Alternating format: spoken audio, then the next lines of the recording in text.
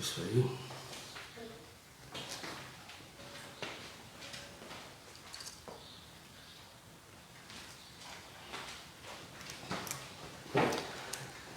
Bom dia, meus irmãos e minhas irmãs, a graça e a paz do nosso Senhor Jesus Cristo. Nós vamos estar iniciando mais um estudo bíblico nesse momento. Semana passada não tivemos condições de postar o nosso estudo devido à nossa dificuldade em relação ao nosso computador, mas hoje nós vamos estar postando o estudo como nós havíamos prometido. Amém? Quero convidar você a fechar os seus olhos. Nós vamos estar orando a Deus, pedindo que o Espírito Santo esteja nos ajudando neste momento de estudo, nos orientando, nos abençoando. Amém? Deus, nós te louvamos e bendizemos, te agradecemos, porque o Senhor realmente é um Deus maravilhoso, é um Deus tremendo, é um Deus que tem nos abençoado. E nesse instante, Deus, nós vamos estar estudando a Tua Palavra e nós pedimos que o Senhor esteja nos guiando neste estudo, que o Teu Espírito Santo, Pai, esteja conosco, nos guiando neste momento de estudo. O Deus, que o irmão, a irmã, cada pessoa que estudar este texto, que ver esse vídeo, assistir esse vídeo e participar desse estudo, ó Deus, possa entender, possa compreender, ó Pai, o estudo, possa entender, ó Deus, que realmente a Sua palavra ela é verdadeira, que a Tua palavra realmente é que nos traz, ó Deus, o entendimento daquelas coisas que o Senhor reservou para as nossas vidas, Pai. Eu te agradeço por esse irmão, por essa irmã e peço a bênção do Senhor e a graça do Senhor, em nome de Cristo Jesus. Amém. A graça e a paz do nosso Senhor e Salvador Jesus Cristo, meu irmão, minha irmã, você que está nos assistindo aí do outro lado dessa tela. Amém? Bom, nós iniciamos um estudo sobre os sacramentos. Então nós resolvemos fazer um estudo sobre os sacramentos. No primeiro estudo nós falamos que sacramento, nós metodistas e protestantes, dizemos assim, podemos dizer assim, as igrejas evangélicas, entendemos que existem apenas dois sacramentos, que é o batismo e a Santa Ceia. Falamos naquela ocasião que entendemos por sacramento aquilo que foi instituído por Jesus. E nós, como você, se você não assistiu, eu te convido a assistir os vídeos anteriores, porque esse estudo aqui já é um término de outros estudos que nós já postamos, dois estudos anteriores que nós postamos. O primeiro estudo que nós postamos, ele fala sobre Santa Ceia. Nós falamos a respeito da Santa Ceia, o sacramento da Santa Ceia. E também logo nós falamos a respeito da porquê a Igreja Metodista ela ministra Santa Ceia para crianças. O segundo estudo, nós entramos na questão do batismo. Então nós vimos o significado do batismo. E nesse estudo nós estudamos também sobre circuncisão. Por quê? Porque entendemos que a circuncisão ela é um pano de fundo para que a gente possa entender o batismo e inclusive o batismo de criança. Então nesse estudo nós vimos a respeito do batismo, né? E circuncisão. E hoje nós vamos estar encerrando o nosso estudo falando exatamente sobre batismo de criança, né? Por que nós, metodistas, batizamos as nossas crianças? É importante lembrar que não somos só nós metodistas. As igrejas históricas, algumas igrejas históricas, elas também têm esse mesmo entendimento a respeito do batismo de criança e também batizam as suas crianças, ok? A dinâmica que eu vou usar é aquela dinâmica que eu sempre faço, né? O texto que foi eu mesmo que preparei o texto, é lógico, baseado na palavra de Deus, baseado nos documentos da Igreja Metodista. Como eu já falei para os irmãos, a Igreja Metodista, nós temos as pastorais, e entre essas pastorais existe a pastoral do sacramento, né?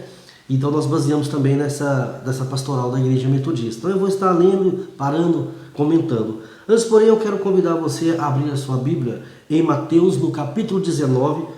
Mateus 19, nós vamos ler o verso 13 até o verso 15. Jesus abençoa as crianças. Trouxeram-lhe então algumas crianças para que lhe impusesse as mãos e orasse. Mas os discípulos os repreendiam. Jesus, porém, disse: deixai os pequeninos, não os embaraceis de vir a mim, porque dos tais é o reino dos céus. E tendo-lhes imposto as mãos, retirou-se dali.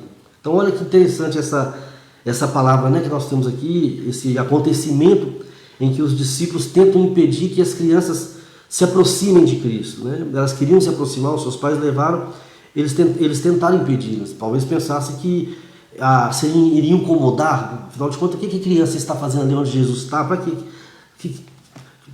criança ia aprender? Vão pensar, talvez eles pudessem pensar, será que elas vão aprender alguma coisa, né?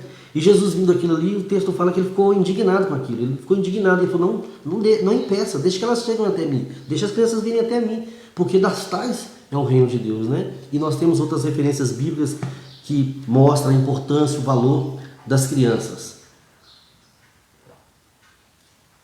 Então esse estudo que nós estamos fazendo aqui, ele é um estudo sobre batismo de criança, é exatamente porque tanto tempo depois nós vivemos a questão, a polêmica em relação a essa atitude dessas igrejas, da nossa igreja e outras igrejas, de batizar crianças, né? Há muita rejeição por parte de muitas igrejas, então é importante nós trazermos esse estudo para esclarecer para os irmãos, para as irmãs, o motivo pelos quais nós batizamos criança. Como já mencionamos, a Igreja Metodista batiza criança, e este tem sido um dos motivos de críticas por parte de outras denominações que não têm a mesma prática, constrangendo e até confundindo alguns dos nossos irmãos que acabam por deixar de batizar suas crianças para evitarem essas críticas. Então, muitos movimentos cristãos, aí, evangélicos, igrejas, criticam, por que vocês batizam criança? E aí tem os seus argumentos, mas criança não pode ser batizada porque criança não tem pecado, ou criança não pode arrepender dos seus pecados, e muitos são os argumentos que as pessoas colocam contra essa prática do batismo de criança, né? Uma das questões, inclusive, existe grupos de pessoas que falam, batismo de criança é coisa de igreja católica, né? Vocês estão fazendo o que os católicos fazem, e aí às vezes criticam sem nenhum fundamento, só porque a igreja católica também batiza a criança, né?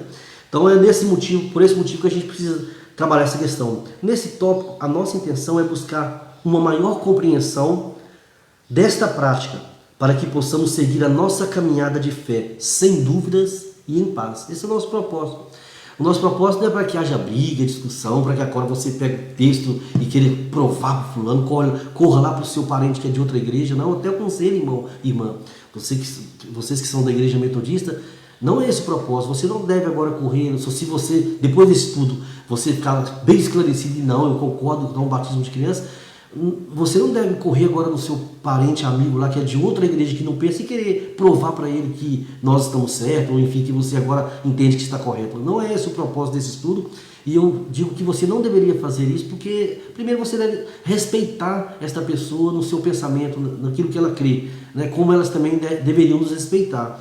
Então eu acho que ir na casa da pessoa, querer mostrar e provar, eu acho que é uma discussão inútil, né? Sem nenhum valor. Então só vai trazer constrangimento, chateação e às vezes até inimizades. E tenho certeza que esse não é o propósito de Deus e nem é o propósito desse estudo, ok?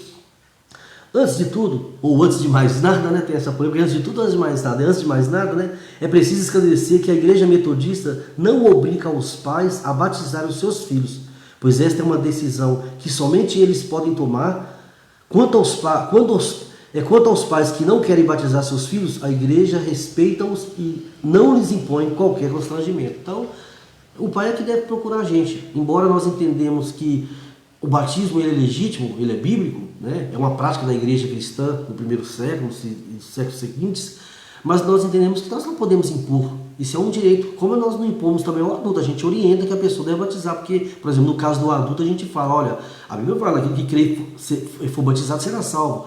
A instrução de Jesus é que fizéssemos os discípulos e batizássemos os discípulos. Estou falando aqui agora no caso do adulto. Então, mas a gente não obriga ninguém a batizar. Da mesma forma com relação às crianças também, nós não obrigamos os pais a batizarem suas crianças. Todas as pessoas que são membros da igreja metodista, eles são orientados quando eles vão ser recebidos como membros e eles têm esse entendimento, eles passam a ter esse conhecimento de que a igreja batiza crianças, que eu dou esse estudo para as pessoas. Mas quando elas têm as suas crianças, os seus bebês, é elas que vão ter que tomar essa decisão se querem ou não. Nós não vamos obrigar e nem muito menos vamos ficar constrangendo a pessoa, correndo atrás dela, falando, por que você não batiza? Deixa a pessoa ter liberdade, né? Às vezes posso até fazer uma pergunta se a pessoa está com alguma dúvida, alguma dificuldade, mas não querer forçar, ok? Por que a igreja metodista batiza crianças? Por que nós batizamos? Então eu coloquei aqui pelo menos 2 pontos aqui por que nós batizamos. Primeiro, porque compreendemos que é bíblico e, portanto, uma prática da igreja cristã desde o início. Nós entendemos, nós vamos ver alguns textos aqui, nós entendemos que era uma prática da igreja do primeiro século, da igreja primitiva, dos primeiros irmãos ali, era uma prática, nós vamos ver por quê, né? Então, por isso nós também batizamos. Nós entendemos por alguns textos bíblicos aqui que havia esse costume, havia essa prática ali na igreja primitiva. A igreja metodista não tem dúvida de que os primeiros cristãos batizavam seus filhos. Muitas são as evidências que nos dão tranquilidade quanto a esta prática. Vejamos a seguir algumas que consideramos relevantes. Então vamos ver algumas práticas aqui. Primeiro, ponto A aí, assim como as crianças participavam do ritual da circuncisão na antiga aliança, também participam do ritual do batismo, que é a nossa aliança em Cristo, substituindo o ritual da circuncisão. Nós vimos, e esse estudo tem aí no primeiro estudo sobre batismo, na primeira parte desse estudo de batismo, eu introduzi o estudo falando sobre circuncisão, porque eu entendo que é importante nós entendermos a questão da circuncisão, porque o apóstolo Paulo em Colossenses, ele fala claramente que o batismo, ele substituiu a circuncisão, O batismo substituiu a circuncisão, e é importante entender que quando substitui, então ele substitui os seus significados, ok? E no estudo eu coloco claramente que a circuncisão tem dois importantes significados que se encontram um no outro, que é aliança e um ritual de iniciação, ao povo de Deus, como parte do povo de Deus. Então, uma aliança que Deus fez, irmãos vão lembrar, você depois vai lá ver o estudo, você vai ver lá. Então, naquela circunstância da circuncisão, eram batizadas inclusive as crianças com 8 dias de vida. A criança tinha 8 dias de vida. Então, aquele argumento de que a criança não tem noção do que está acontecendo, criança não pode arrepender de pecado, criança não tem pecado, aquelas questões todos esses argumentos, aqui no nosso entendimento, ele cai por terra, porque também na circuncisão, uma criança com 8 dias de vida, ela não tem noção de que ela está fazendo um pacto com Deus. Ela não tem noção de que ela está se aliançando com Deus. Ela não tem noção de que ela está se iniciando a uma nova fé, a uma nova religião, passando a seguir um novo Deus. E, no entanto, foi o próprio Deus que estabeleceu que toda criança com 8 dias de vida deveriam ser circuncidadas. Logo, então, a gente entende, se a criança era circuncidada com 8 dias de vida, essa ideia, então, de consciência, de não ter consciência, então, por que Deus, consciente, sabendo disso, ele fez questão que a criança com 8 dias de vida ela fosse circuncidada? Então, nós entendemos isso. E além do mais, era uma prática comum lá. Então, quer dizer, uma prática comum porque eles seguiam a lei, era a lei. Então, eles são uma prática comum no sentido que eles obedeciam a lei que Deus estabeleceu nessa aliança que ele fez, que era a circuncisão, Então, eles estavam acostumados a circuncidar as suas crianças. Então, vamos continuar aqui no texto, a gente vai comentando. Precisamos lembrar que para o judeu era comum circuncidar o recém-nascido, pois foi o próprio Deus quem ordenou. Ora, quando eles aderem à nova fé, isto é, fazem a transição do judaísmo para o cristianismo, aprende que o batismo é um ritual que substitui a circuncisão e que, portanto, tem o mesmo significado e valor, conforme nos atesta o apóstolo Paulo em Colossenses 2, versículo 11 e 12. Ora, se o povo está acostumado na antiga aliança a circuncidar as suas crianças, não seria natural para eles batizarem-nas, já que substitui a circuncisão? Então, essa questão, eu vou até ler o texto aqui, de Colossenses capítulo 2, versículo 11, como eu falei, você vai poder depois acompanhar isso lá no estudo sobre circuncisão, é importante que você vá lá, mas eu vou ler para você, Colossenses capítulo 2, 11 e 12, okay? 2, 11 e 12. Olha que o apóstolo Paulo fala para os irmãos lá de Colosso: nele também fostes circuncidados, não por intermédio de mãos, mas no despojamento do corpo da carne, que é a circuncisão de Cristo, tendo sido sepultados juntamente com ele no batismo, no qual igualmente fostes ressuscitados mediante a fé no poder de Deus que o ressuscitou dentre os mortos. Então percebe? Então Paulo fala claramente que a nossa circuncisão ela se dá por meio de Cristo. E como que acontece isso? Quando nós sepultamos o nosso pecado, no sepultamento, quando nós nos despojamos do corpo, da carne, dos pecados, através do sepultamento que acontece pelo batismo. Então, claramente, Paulo está dizendo aí que o batismo ele tem o mesmo significado da circuncisão, portanto, é por isso que inclusive é uma discussão, e aí os gentios, todos aqueles que convertem ali, depois ali, os gentios, eles não circuncidam, eles só batizam, porque o significado é o mesmo, né? Então nós entendemos isso. Então veja bem, se lá naquela antiga aliança, na circuncisão, era comum para aqueles pais batizarem, circuncidarem as suas crianças, eles não teriam nenhuma dificuldade de depois batizar as crianças, uma vez que eles têm esse entendimento de que realmente, vamos dizer assim, o batismo, ele substitui a circuncisão, né? Então esse é o primeiro ponto. B, então pronto, aí eu coloquei, assim como as crianças participavam do ritual da circuncisão na antiga aliança, também participam do ritual do batismo, que é a nova aliança em Cristo, substituindo o ritual da circuncisão. Irmãos, me dá um minutinho que eu vou desligar o telefone celular aqui.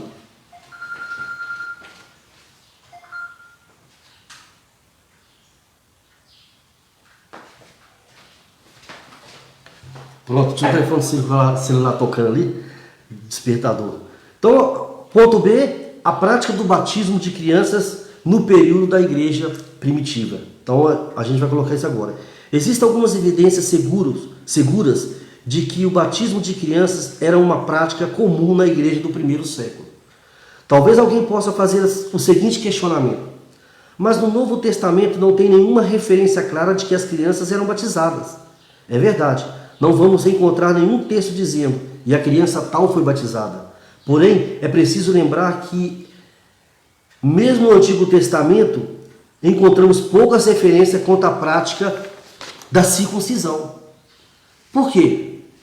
Porque como era uma prática comum entre eles, não era necessário ficar o tempo todo falando a respeito. Um exemplo do que estamos falando pode ser visto na história de Samuel. O texto diz que a sua mãe o trouxe ao templo para ser apresentado, mas não diz que ele foi circuncidado. Mas sabemos que ele foi, porque este era o costume, a lei. Outro exemplo, Jacó e Esaú, filhos de Isaac e netos de Abraão. Não há nenhum relato bíblico de que eles tenham sido circuncidados, porém sabemos que foram. Um exemplo paralelo pode ser visto no sacramento da Santa Ceia. São poucas as referências bíblicas que falam dessa celebração na igreja primitiva. No entanto, sabemos que era uma prática comum da igreja. Isso demonstra que práticas que são comuns, ou seja, algo que acontece diariamente na vida das pessoas, são pouco mencionadas, porque não tem necessidade. Então a gente vai ver isso claramente.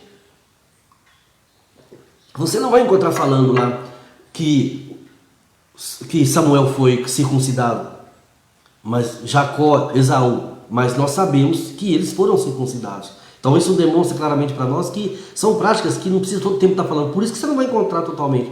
Quer ver um exemplo que eu gosto de dar em relação a essa questão? Você não encontra em lugar nenhum na palavra de Deus, nos evangelhos ou em qualquer outra, nas cartas ou epístola, falando que os discípulos foram batizados. Não é interessante? Você vai encontrar falando que Jesus foi batizado, mas você não encontra falando em lugar nenhum que os discípulos foram batizados. Mas a gente sabe que eles foram batizados, né? Com certeza eles foram batizados. Então era tão comum isso, tão natural, que não viram-se a necessidade de registrar isso. Então, da mesma forma, alguém pode falar, mas nós não encontramos no texto da Bíblia falando que criança tal foi batizada, porque era tão natural isso, comum, que não tinha essa necessidade de ficar registrando que as crianças foram batizadas. Para entendermos bem a respeito da prática do batismo de crianças no Novo Testamento, é preciso compreender como eram organizadas as famílias, qual o costume. Então nós precisamos entender, existe uma maneira como eles eram organizados. E eu estou falando aqui do sistema patriarcal. O que é o sistema patriarcal? Onde o patriarca ele tem um controle da família. E todos que vivem debaixo do seu teto e da sua tutela, né, obedecem, seguem aquilo que ele determinar. Por exemplo, se esse patriarca ele estabelece uma aliança com alguém, todos da sua casa devem também seguir essa aliança sem questionamento. Se alguém não concordar, essa pessoa então vai ter que sair desse grupo de pessoas que fazem parte, que estão debaixo da tutela desse patriarca, né? Se observarmos bem o diálogo entre Deus e Abraão no contexto em que foi estabelecida a aliança, tendo inclusive como sinal a circuncisão, vamos notar que em momento algum Deus orienta Abraão a consultar a sua casa. Então você vai ver, em momento nenhum Deus fala, Abraão, olha, eu vou fazer uma aliança com você, procura lá os seus lá, conversa com eles, vê o que eles acham disso, se eles estão de acordo, se eles concordam. Em momento nenhum a gente vai encontrar isso aí. E tão logo Deus se retirou, Abraão já colocou em prática esta aliança, realizando a circuncisão em Ismael e a todos os escravos nascidos em suas casas. E ele também foi circuncidado. Por que Deus não deu a Abraão um tempo para ele pensar em constituir a sua família, se queria ou não fazer parte dessa aliança? Ou fazer a aliança? Porque o sistema era patriarcal. E neste caso, quem decidia a aliança era o patriarca. Depois, se você quiser ver esse texto, você vai encontrar lá em Gênesis capítulo 17, versículo 1 até o versículo 27. Mas lá no curso de circuncisão, no estudo sobre circuncisão, a gente lê esse texto e analisa, ok? Outro exemplo claro do que estamos falando pode ser visto nas palavras de Josué, quando ele convoca o povo e faz um balanço de tudo o que havia acontecido. Ele chama a tomar uma decisão. Vamos ver então, eu vou estar lendo Josué capítulo 24, no versículo 15, que nos fala assim, ó. Porém, se vos parece mal servir ao Senhor, escolhei hoje a quem se faz, se aos deuses a quem serviram vossos pais que estavam da além do Eufrates, ou aos deuses dos amorreus em cuja terra habitais. Eu e a minha casa serviremos ao Senhor. Percebe? Olha que interessante. Então Josué ele reúne o povo, ele faz faz um balanço, vamos dizer assim, uma retrospectiva de tudo que aconteceu, o que Deus realizou no meio deles, e depois fala, olha, vocês que vão escolher o Deus que vocês querem servir. Aqui já é o final, depois que aconteceu tudo, já está no finalzinho, ali Josué já está fazendo um balanço, já está realmente, vamos dizer, é a despedida, vamos dizer assim, né? E ele fala, vocês vão escolher quem vocês querem servir. Agora, eu e a minha casa, nós vamos servir ao Senhor, né? Aí nós vamos reparar que Josué, ele, de fato, ele fala por toda a sua família. Ele fala por toda a família. Repare na declaração de Josué que ele inclui na sua decisão toda a sua casa. Isto é, esposa, filhos, filhas, parentes, escravos, enfim, todos aqueles e aquelas que estão debaixo da sua tutela, da sua guarda, né? Essas pessoas não poderiam escolher se queriam ou não servir a Deus, pois automaticamente elas o serviriam. Por que isso acontecia? Porque o sistema era patriarcal. Isso é, era o chefe do clã, né, do clã da família, que tomava todas as decisões, fazia as alianças e toda a sua casa teria que acatar sem questionar. Por isso é que podemos compreender a atitude de Jacó em Gênesis 28, 10 a 22. Então, em Gênesis 28, 10 a 22, nós vamos encontrar uma experiência lá de Jacó que ajuda a gente a entender isso, né? Mas antes que eu leia, então vocês perceberam aqui? Josué não foi lá consultar a família dele. Josué não fez uma consulta. Josué simplesmente disse, eu e a minha casa serviremos ao Senhor, né? Vou ler aqui o texto então que fala de Jacó. Fez também Jacó um voto dizendo, se Deus for comigo e me guardar nessa jornada que empreendo e me der pão para comer e roupa para que me vista, de maneira que eu volte em paz para a casa de meu pai, então o Senhor será o meu Deus. Ok? Essa parte que eu li, eu coloquei Gênesis de 10 a 22 para você ter um contexto do que está acontecendo, mas o que eu citei aqui é apenas o versículo 20 e 21. Então é interessante que ele fala, né? Ele fala que o Senhor será o meu Deus. Então ele diz, se Deus o prosperar naquela viagem que ele está fazendo, e Deus o abençoar, guardar, livrá-lo de todo mal e depois o trazer novamente em paz para a casa do seu pai, ele fala, então Deus passará a ser o meu Senhor. A gente percebe claramente aqui que Jacó, ele não tem uma experiência ainda com Deus, porque se ele tivesse uma experiência como Abraão teve, né, como Isaac teve até então, ele não estaria fazendo colocando em xeque se ele iria ou não iria ser de Deus. Eles não faziam isso, Abraão não colocava em xeque. Depois que Abraão teve realmente comunhão com Deus, contato com Deus, compreendeu o que é Deus, muito pelo contrário, nós vamos ver que Abraão, diante da situação até de sacrificar o filho, ele permaneceu firme na sua fé para com Deus. Ele não questionou Deus, ou ele fez abriu uma questão, levantou a questão de que se Deus abençoasse ou não, ele iria servir, quer dizer, condicionou Deus a abençoar para ele servir Deus. Ele não fez isso, mas Jacó está fazendo, é o que ele fala, ó, muito claro aqui, ó. Fez também Jacó um voto, dizendo, Se Deus for comigo e me guardar nessa jornada que compreendo, então, se Deus for comigo, né, e me guardar nessa jornada que empreendo, e me der pão para comer e roupa para que eu me vista, de maneira que eu volte em paz para a casa de meu pai, então, diante disso, o Senhor será o meu Deus. Então, logo eu entendo, se não acontecer, ele não será o meu Deus. Então, a gente vê claramente aí que esse sistema patriarcal nos mostra isso. Antes, ele servia a Deus através do seu pai. Ele ainda não tinha tido a experiência. É o que eu vou falar aqui no texto. Como podemos perceber, Jacó não conhecia profundamente a Deus, pois ele o servia através de Isaac, seu pai. Isto é, ele fazia parte da aliança por intermédio de seu pai.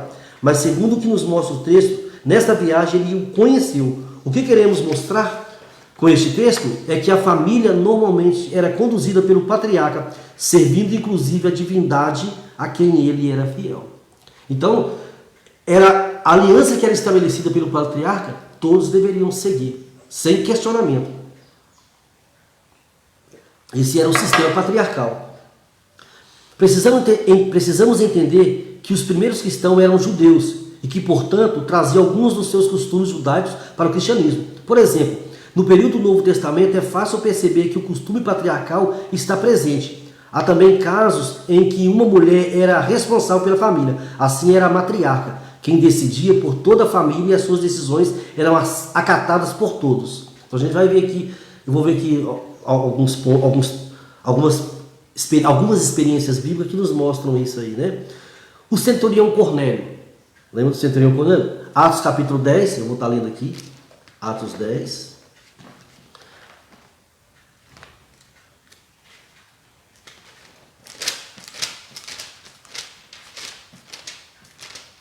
Atos capítulo 10, eu vou ler primeiro do versículo 1 ao 8, ok? Atos 10, 1 a 8, depois eu leio o versículo 23, depois o versículo 27, 44, 48. Ok, Atos 10, de 1 a 8. Morava em Cesareia um homem de nome Cornélio, centurião da corte chamada Italiana, piedoso e temente a Deus com toda a sua casa e que fazia muitas esmolas ao povo e de contínuo orava a Deus. Esse homem observou claramente durante uma visão cerca da hora 9 do dia, um anjo de Deus que se aproximou dele e lhe disse: Cornélio. Este fixando nele os olhos e possuído de temor, perguntou: Que é, Senhor? E o anjo lhe disse: As tuas orações e as tuas esmolas subiram para a memória diante de Deus. Agora envia mensageiros a Jope e manda chamar Simão, que tem por sobrenome Pedro. Ele está hospedado com Simão, curtidor, cuja residência está situada à beira-mar. Logo que se retirou o anjo que lhe falava, chamou 2 dos seus domésticos e um soldado piedoso dos que estavam a seu serviço, e havendo-lhes contado tudo, enviou-os a Jope. Versículo 23 ao 27 fala assim: Pedro, pois, convidando-os a entrar, hospedou-os. No dia seguinte levantou-se e partiu com eles. Também alguns irmãos dos que habitavam em Jope foram em sua companhia. No dia imediato entrou em Cesareia. Cornélio estava esperando por ele, tendo reunido seus parentes e amigos íntimos. Então vamos aqui até o 24, e vou pegar aqui depois do 44 ao 48. Ainda Pedro falava essas coisas quando caiu o Espírito Santo sobre todos os que ouviam a palavra. E os fiéis que eram da circuncisão, que vieram com Pedro, admiraram-se porque também sobre os gentios foi derramado o dom do Espírito Santo, pois os ouviam falando em línguas e engrandecendo a Deus. Então perguntou Pedro: Porventura pode alguém recusar água para que não sejam batizados, esses que, assim como nós, receberam o Espírito Santo? E ordenou que fossem batizados em nome de Jesus Cristo. Então lhe pediram que permanecesse com eles por alguns dias. Então aqui está mostrando que aquelas pessoas que estavam com Cornélio foram batizadas. Mas nós vamos ver aqui no versículo 24, que fala que no dia imediato entrou em Cesareia. Aí fala: Cornélio estava esperando por ele, tendo reunido seus parentes e amigos. Então a gente vê claramente aqui que Cornélio, ele era um patriarca. E ele reúne todos os seus parentes, todos os seus amigos, para poder aguardar Pedro e ouvir a mensagem que Deus iria dar a eles através de Pedro. E depois a gente vai ver lá na frente que todos foram batizados. Nós entendemos, e principalmente por causa do costume daquela época, que tinha crianças ali. Por que eu falo costume? Naquela época, irmãos e irmãs, toda a família tinha criança. Ter filhos era muito importante. Naquela época eles tinham muitos filhos. Quanto mais filhos que tinha o melhor por isso que a Bíblia fala que feliz o homem que enche dele a sua aljava, né? Então, a gente vê, por exemplo, o drama lá de Ana, né? Quando Ana ora pedindo a Deus para que lhe desse filhos, como que ela se entristecia, então, porque não tinha filho. Então, é importante a gente ver o drama de Sara. Então, é importante para as famílias ter filhos. E a gente sabe que crianças, tinham muitas crianças. E aqui fala que toda a sua casa, essa expressão toda a sua casa, ela quer dizer que todos que faziam parte, inclusive as crianças, né? A gente entende isso. Lídia, vamos ver Atos 16, vamos passar Atos 16, versículo 11 a 15, Atos 16, 11 a 15. Tendo, pois, navegado de Troade, seguimos em direção a Samotrácia, no dia seguinte a Neápolis, e dali a Filipos, cidade da Macedônia, primeira do distrito e colônia. Nessa cidade permanecemos alguns dias. No sábado saímos da cidade para junto do rio, onde nos pareceu haver um lugar de oração, e assentando-nos, falamos às mulheres que para ali tinham concorrido. Certa mulher chamada Lídia, da cidade de Tiatira, vendedora de púrpura, temente a Deus, nos escutava. O Senhor lhe abriu o coração para atender às coisas que Paulo dizia. Depois de ser batizada, ela e toda a sua casa nos rogou, dizendo, repara aqui, depois de ser batizada, ela e toda a sua casa nos rogou, dizendo, se julgares que eu sou fiel ao Senhor, entrai em minha casa e aí ficai, e nos constrangeu a isso. Olha que interessante, aqui fala da conversão de Lídia, mas aqui fala do batismo dela e de toda a sua casa. Então, porque esse era um costume patriarcal, no caso ela era matriarca, então quando ela aderia à nova fé, isso era comum que as demais pessoas, os filhos, as pessoas que estavam debaixo da sua tutela, também aderissem a essa nova fé. Então, a gente vê claramente, esse era um costume, irmãos. Então, quando fala, a Bíblia, quando ela usa a expressão toda a sua casa, ela está incluindo homens, mulheres, crianças, escravos, servos, os parentes, todos que estão ali, né?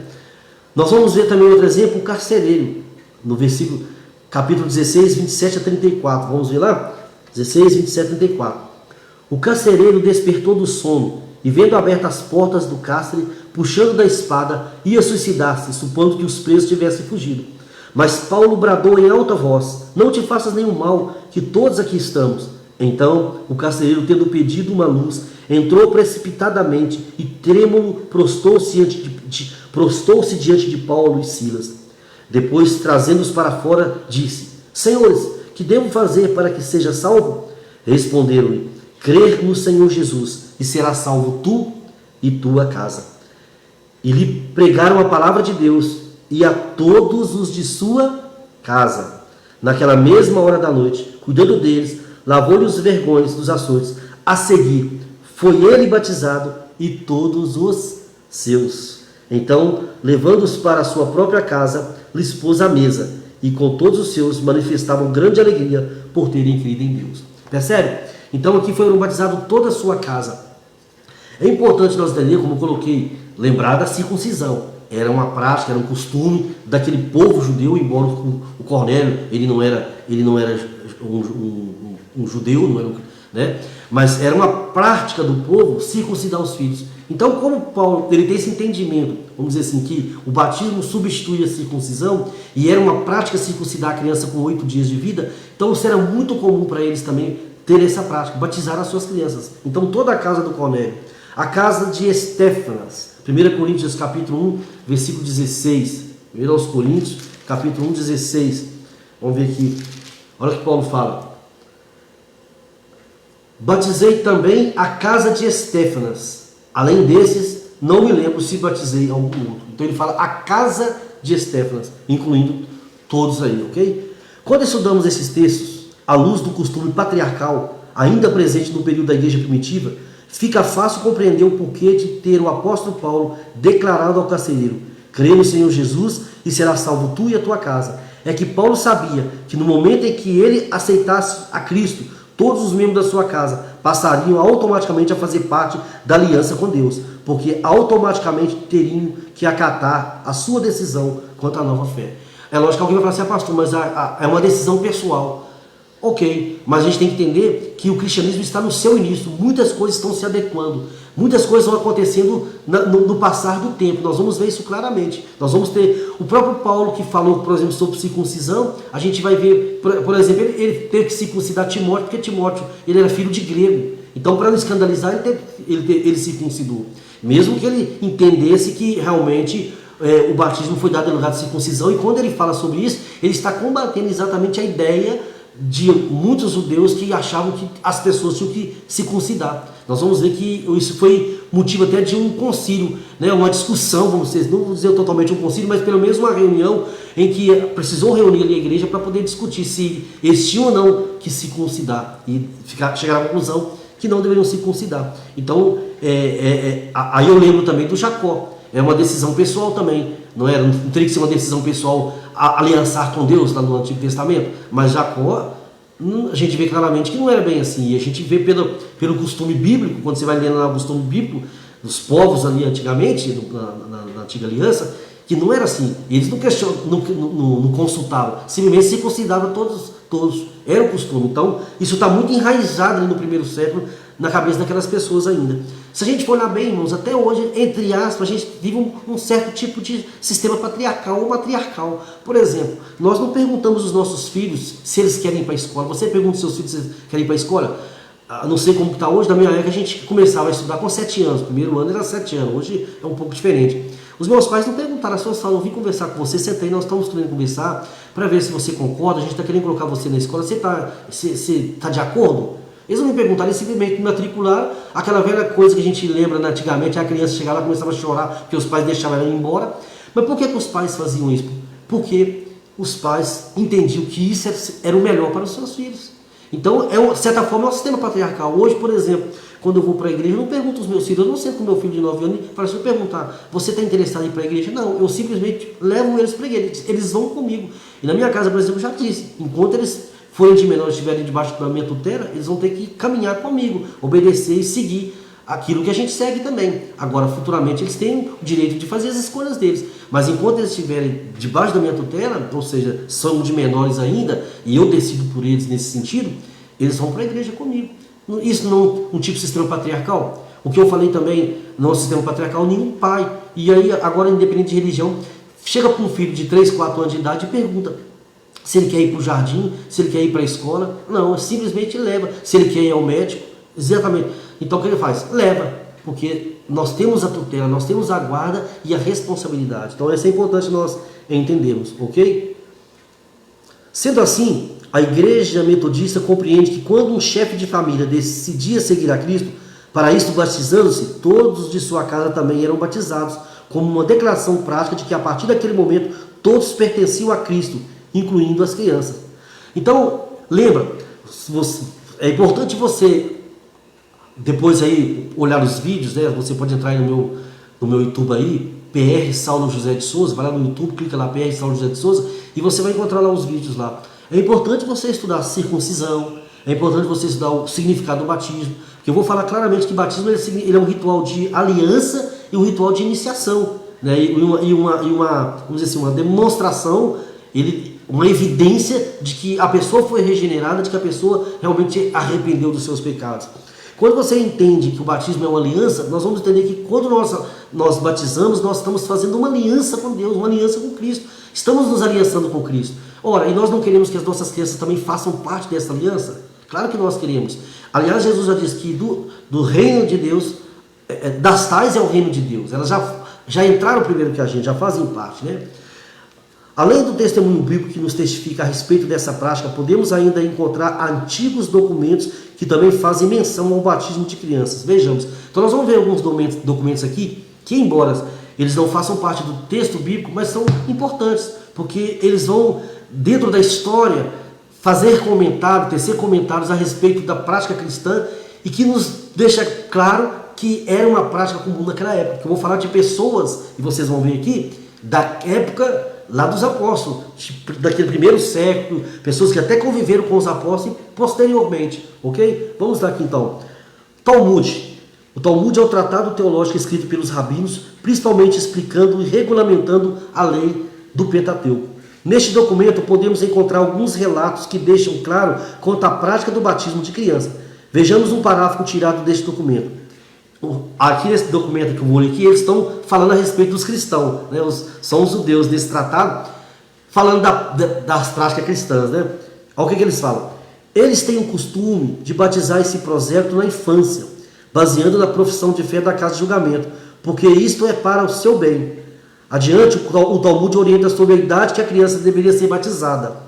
Qualquer filho de prosélito que tiver menos de 12 anos e um dia de idade será batizado, com a autorização do pai ou sob a autoridade da sinagoga. Então, quer dizer, eles estão mostrando aqui essa prática, ok? Conforme podemos perceber no relato acima, batizar a criança era algo comum. Por isso, compreendendo que no período do Novo Testamento seria normal para os novos convertidos batizarem também as suas crianças. Outra fonte importante, ou fontes importantes para percebermos a prática do batismo de criança entre os primeiros cristãos, é a própria história da igreja cristã. Pois encontramos diversos relatos de irmãos que viveram na mesma época ou num tempo bem próximo à época dos apóstolos. Então vamos ver isso aqui agora.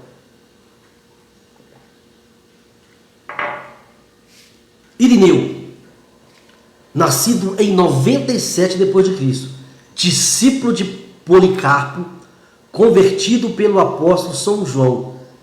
E ele escreveu o seguinte: a igreja aprendeu dos apóstolos a ministrar o batismo de crianças. Ok?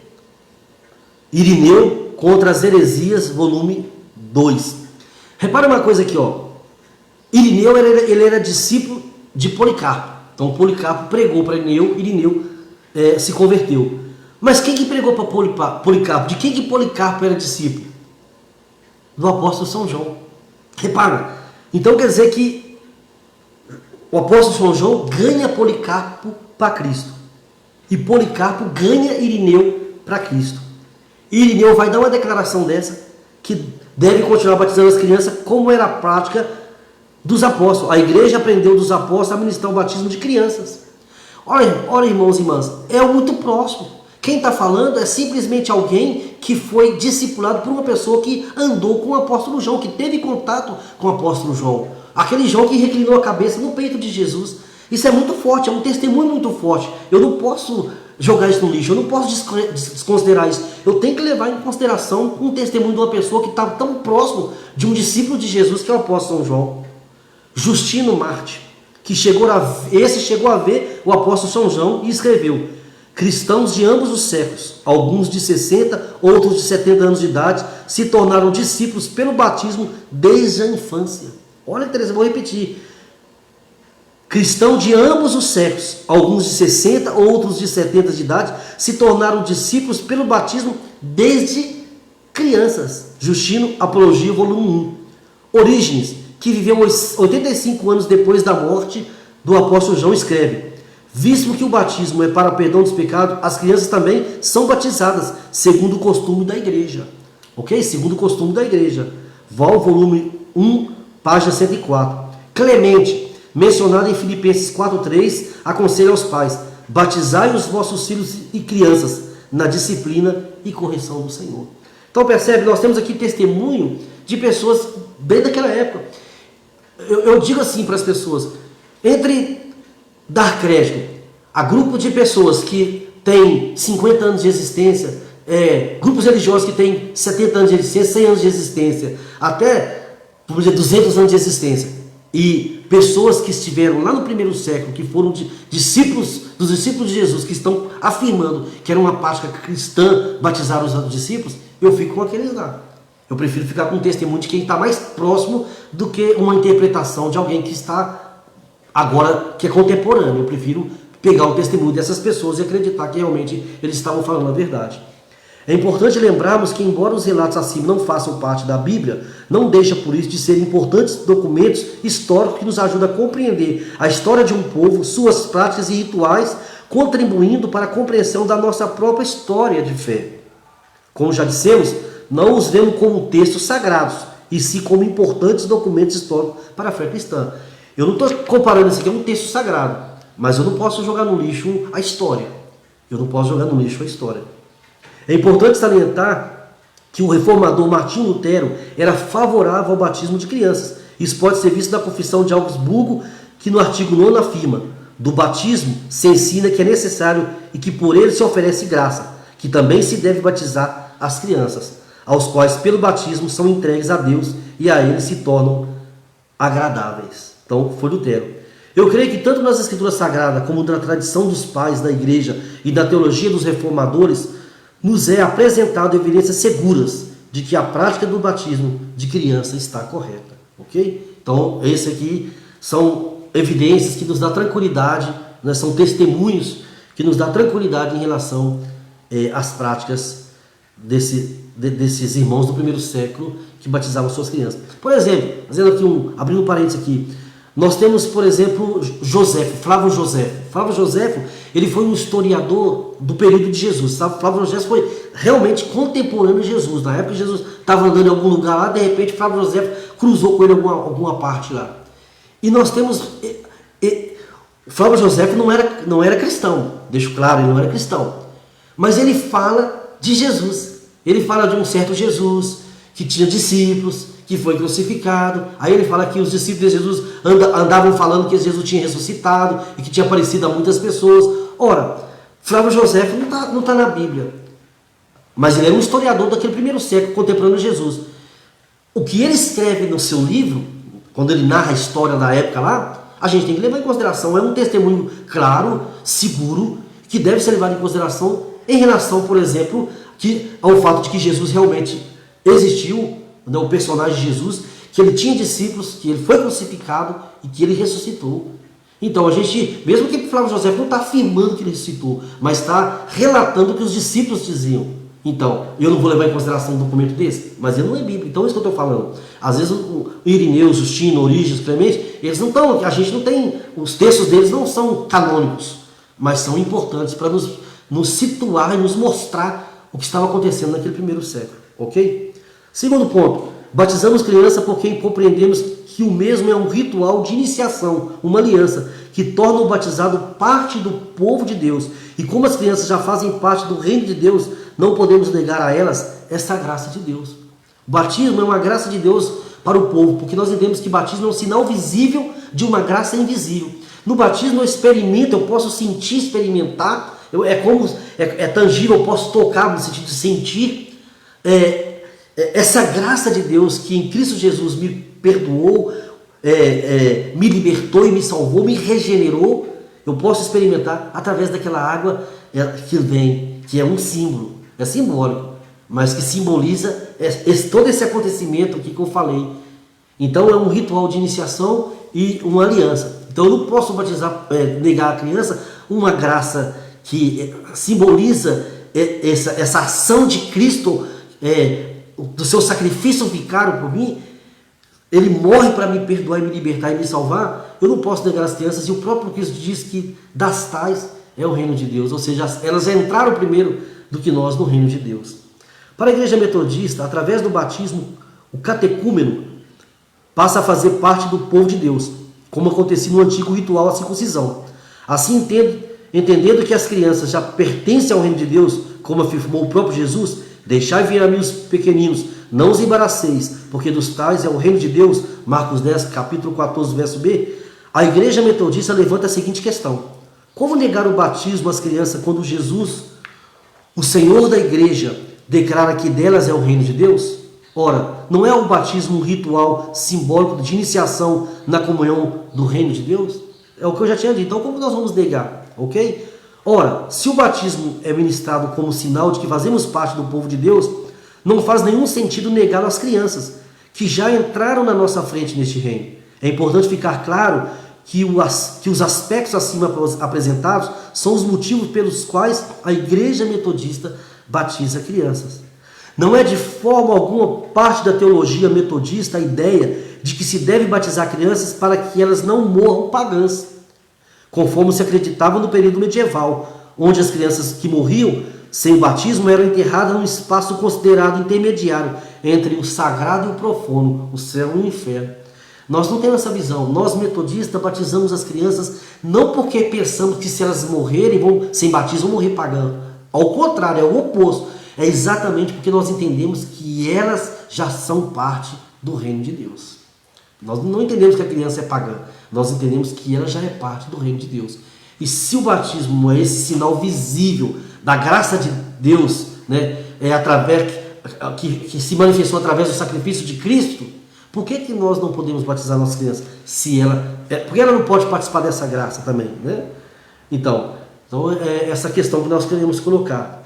Nós queremos também estar falando aqui com os irmãos, eu vou estar falando aqui a respeito de formas de batismo. Eu já falei sobre isso anteriormente, eu coloquei sobre isso já lá no primeiro estudo um pouquinho, mas eu quero só trazer aqui o que a Igreja Metodista pensa. Nós entendemos que o mais importante é o significado do batismo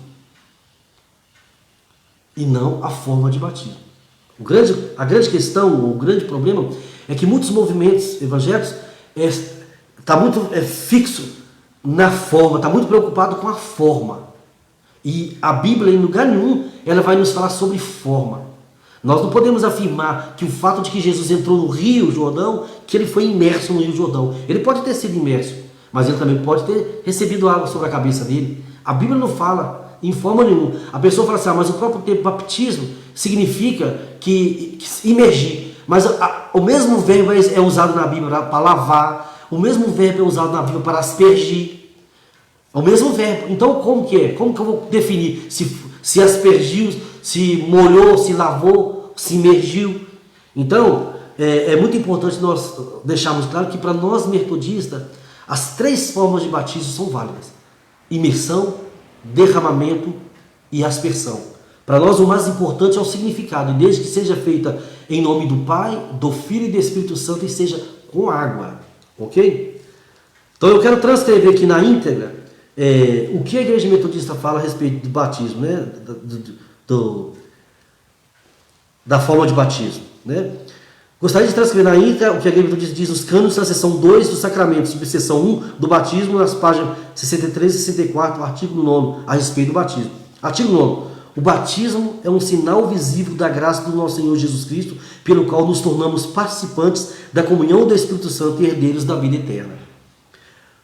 Primeiro, o batismo é aplicável à criança, a maiores cristãos e a excepcionais de qualquer idade.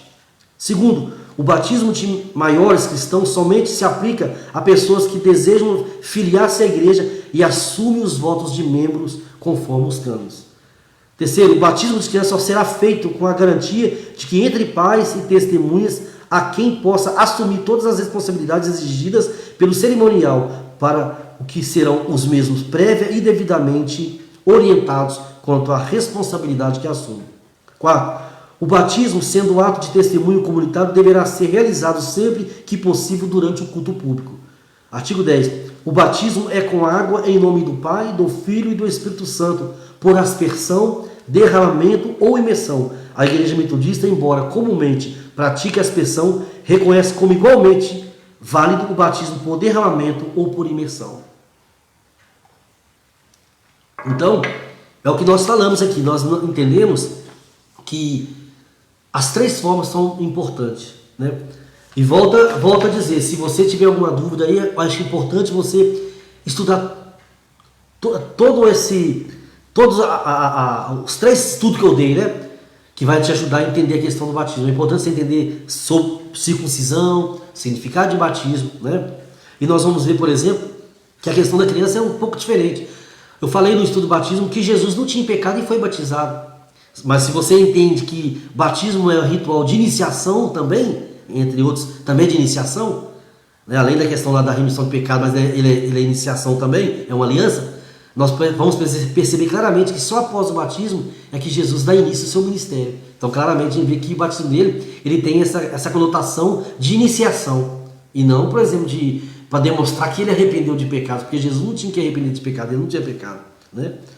Concluindo este estudo, gostaria de salientar que o mesmo não tem a intenção de servir como subsídio no combate àqueles e aquelas que não concordam com o batismo de crianças e a forma de batismo praticado pela Igreja Metodista, e sim ajudar no aprofundamento da compreensão do mesmo, para que não fiquem dúvidas e nem consciência pesada.